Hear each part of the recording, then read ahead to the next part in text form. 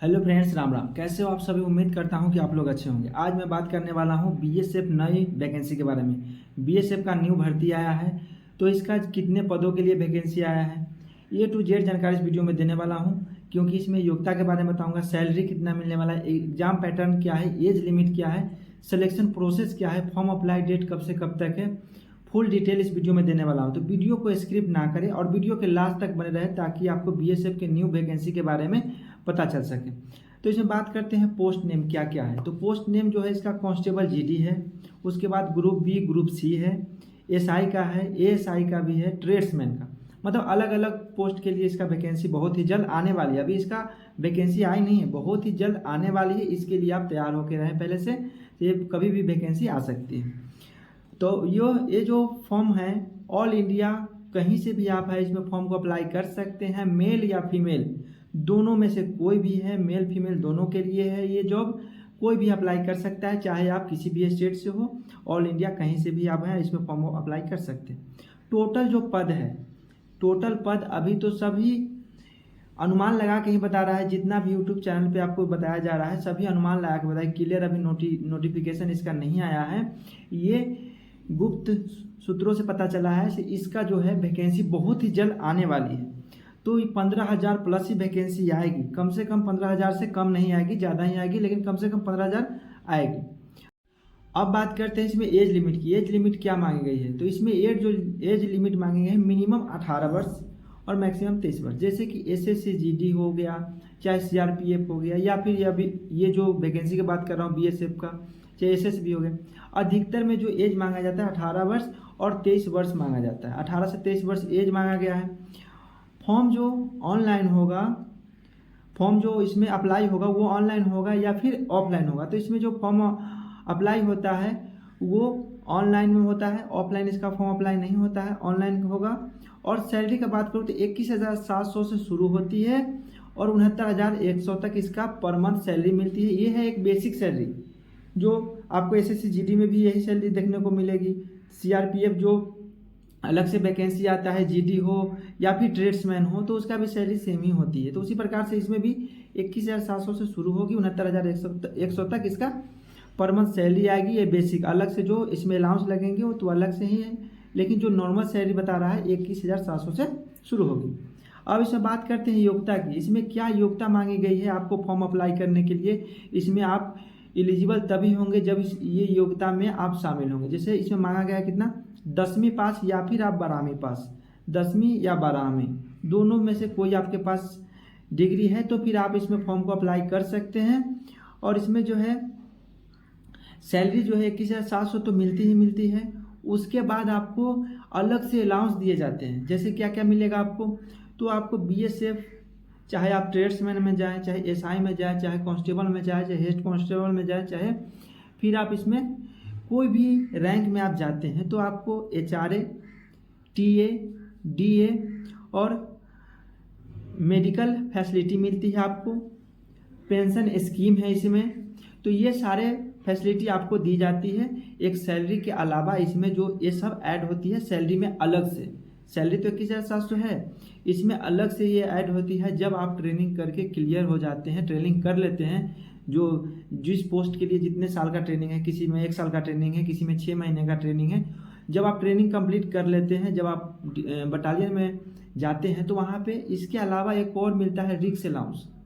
जो रिक्स अलाउंस मिलता है वो अलग से मिलता है। वो इसमें जो है इसमें नहीं बताया गया है। HRA, TA, DA, medical facility बताया गया है, लेकिन जो रिक्स अलाउंस मिलता है वो बहुत ही सैलरी में इफेक्ट डालता है। वो रिक्स अलाउंस सैलरी में जुटने से आपका सैलरी 50,000 प्लस सैलरी आपका बन जाएगी। तो सैलरी जो ज़्यादा बनती है तो वो बनती है रिक्स अलाउंस से। जिस लोकेशन में आप ड्यूटी करने जा रहे हैं वो लोकेशन कैसा है, खतरनाक है या नॉर्मल है, उसी हिसाब से आपका उसमें अलग से अलाउंस, जो रिक्स अलाउंस लगता है वो लगाया जाता है। तो सैलरी आपकी अच्छी खासी हो जाती है। अगर आप अच्छे रिक्स अलाउंस में जाते हैं तो आपको 50,000 से प्लस सैलरी होगी।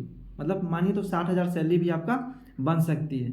अगर नॉर्मल में जाते हैं, प्लेन एरिया में जाते हैं, तो आपका सैलरी 40,000 प्लस रहेगी। अगर ज़्यादा रिस्क वाला सेंसिटिव जगह में जाते हैं तो आपको 50,000 प्लस सैलरी आपका बनेगी।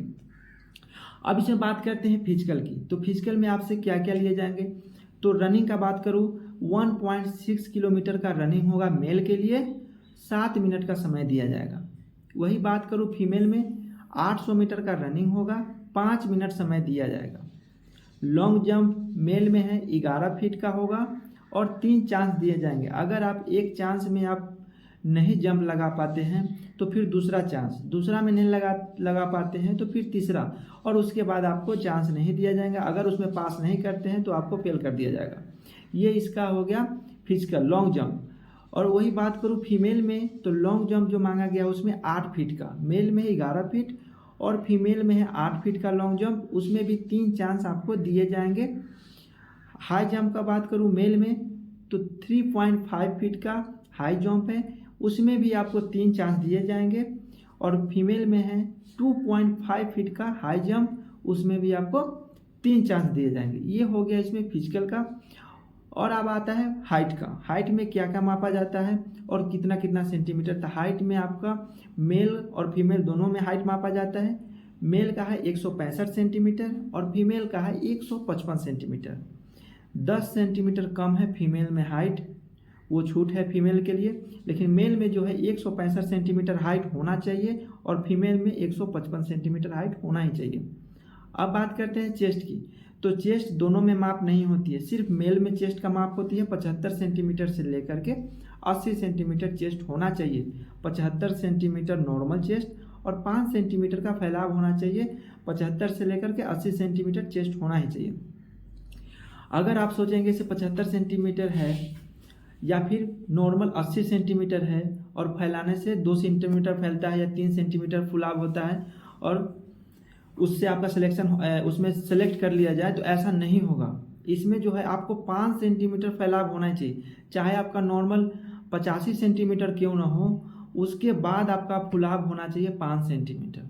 नॉर्मल कितना भी हो लेकिन फुलाव जो है 5 सेंटीमीटर होना ही चाहिए। अगर आपका 85 है तो फुला करके 90 होना चाहिए, 90 है तो फुला करके 95 होना चाहिए। 5 सेंटीमीटर का फुलाव तो होना ही चाहिए। तो इसमें मांगा जो गया है 75 से लेकर 80 सेंटीमीटर मांगा गया। एज का बात करूँ तो 18 वर्ष मिनिमम, मैक्सिमम 23 वर्ष। ओबीसी एससी एसटी इसमें अलग से छूट दी जाती है, लेकिन ये एक सरकारी नियमों के अनुसार अगर इसमें छूट मिलेगी तो मिल जाएगी, अगर सरकारी नियम के अनुसार नहीं मिलती है तो नहीं मिल सकती। आवेदन शुल्क का बात करूँ तो जनरल ओबीसी के लिए लगेगा 100 रुपया और एससी एसटी को कोई फीस नहीं है, फीमेल के लिए भी कोई फीस नहीं लगेगी।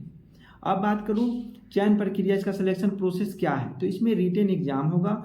जो रिटेन एग्जाम होगा वो कंप्यूटर बेस्ड टेस्ट होगा, सीबीटी एग्जाम होगा। उसके बाद इसमें होगा फिजिकल, पीईटी पीएसटी ये होगा, मेडिकल, उसके बाद डॉक्यूमेंट वेरिफिकेशन, ये इसका प्रोसेस है। अब बात करते हैं एग्जाम जो होगा किस किस सब्जेक्ट से क्वेश्चन पूछे जाएंगे और कितने क्वेश्चन पूछे जाएंगे।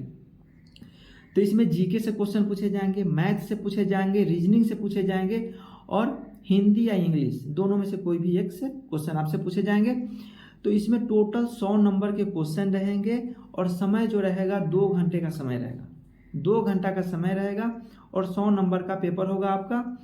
ये हो गया रिटेन एग्जाम का। फिजिकल का तो मैं बता ही दिया हूँ कितना रनिंग होगा, हाइट, वेट, हाइट, चेस्ट, इसके बारे में बता दिया। और रह गया आप मेडिकल में आपको शारीरिक जांच होता है, जैसा कि हर एक वीडियो में बता रहा हूँ। शारीरिक जांच होगा। मेन आपका जो पॉइंट होता है, आँख में प्रॉब्लम नहीं होना चाहिए और जो कान है, कान से कम जो आप कोई अगर सुनते होंगे तो उनके लिए फिर दिक्कत हो सकती है।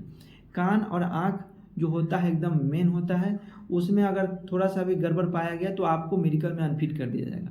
अगर आपको कलर ब्लाइंडनेस है तो उसका कोई उपाय नहीं है, आपको उसमें मौका भी नहीं मिलेगा। कलर ब्लाइंडनेस का कोई मौका, उसमें क्या है, 1 महीना 15 दिन में थोड़ी ठीक हो जाएगा। तो इसमें है कलर ब्लाइंडनेस है तो आपको इसमें दिक्कत हो सकती है। कान से अगर कम सुनते हैं, कान का चदरा अगर फटा हुआ है, कान बह रहा है, तो उसको आप ठीक करा लें ताकि उसमें दिक्कत ना हो। और शारीरिक रूप से आप फ्रैक्चर ना हो, किसी भी अंग से विकलांग ना हो, मानसिक और शारीरिक सभी रूप से आप फिट होने चाहिए और ख़ास तौर पर आँख से फिट होना चाहिए। क्या है कि वहाँ पे आपको बहुत से ऐसे किताब होंगे जहाँ पेज में बहुत ही बारीकी अक्षर में लिखे रहते हैं, जिसमें धुंधला धुंधला दिखाई देता है। जिसको आँख में प्रॉब्लम है उसमें से वो अंक को पढ़ने के लिए बोला जाएगा। चाहे एक रास्ता बनाया रहता है, उसमें एक तरफ से उंगली बोलेगा रखने के लिए और बोलेगा से एक तरफ से इन करना है, दूसरे तरफ से एग्जिस्ट होना है। तो कैसे आप उसमें उंगली से उसी प्रकार जैसे जैसे रास्ता जाता है उसी प्रकार से आपको शुरू करना है और लास्ट तक जाना है।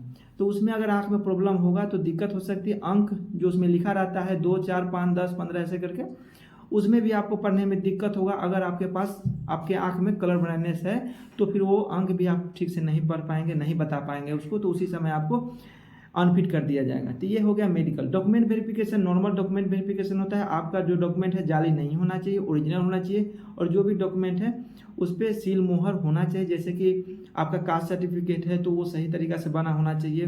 परमानेंट रेसिडेंस सर्टिफिकेट है तो वो भी सही तरीका से बना होना चाहिए। आपका सर्टिफिकेट है वो डुप्लीकेट नहीं होना चाहिए। ये सब इसमें आपको देखा जाएगा डॉक्यूमेंट वेरिफिकेशन में। अब बात करते हैं जो इसमें फॉर्म अप्लाई करते हैं तो उस समय डॉक्यूमेंट आपको क्या क्या लगेगा। तो फॉर्म अप्लाई करते समय जो आपको डॉक्यूमेंट लगेगा वो आपको आधार कार्ड लगेगा, रजिस्टर मोबाइल नंबर लगेगा, पासपोर्ट साइज फ़ोटो लगेगा, ईमेल आईडी लगेगा, जिस पोस्ट के लिए आप फॉर्म अप्लाई करना चाहते हैं। तो इसमें तो 10वीं पास है तो उसका मार्कशीट लगेगा, और परमानेंट रेसिडेंस सर्टिफिकेट लगेगा, कास्ट सर्टिफिकेट लगेगा। ये सब सर्टिफिकेट आपके पास होना चाहिए फॉर्म अप्लाई करते समय। डॉक्यूमेंट वेरिफिकेशन में तो उस समय अलग मांगा जाएगा, लेकिन अभी जो है आपको इतना होना चाहिए, क्योंकि ये जो है आपको फॉर्म अप्लाई करने में काम आएगा। तो ये नहीं होगा तो आप फॉर्म अप्लाई नहीं कर सकते हैं, क्योंकि जब आपका डॉक्यूमेंट वेरिफिकेशन होगा तो ये सारी चीज़ आपसे मांगा जाएगा। तो ये सब डॉक्यूमेंट आपके पास होना चाहिए। अगर नहीं है तो आप बना लें, और जो भी डॉक्यूमेंट है वो ओरिजिनल बनाए, डुप्लीकेट नहीं बनाए, और सील मोहर सब चीज़ होना चाहिए उस पर। कोई भी ऐसा चीज़ ना छूटे ताकि आपको जब सिलेक्शन हो उस समय डॉक्यूमेंट वेरिफिकेशन में दिक्कत का सामना करना पड़े। ये हो गया बीएसएफ न्यू भर्ती के बारे में जो भी डिटेल था वो मैं आपको बता दिया।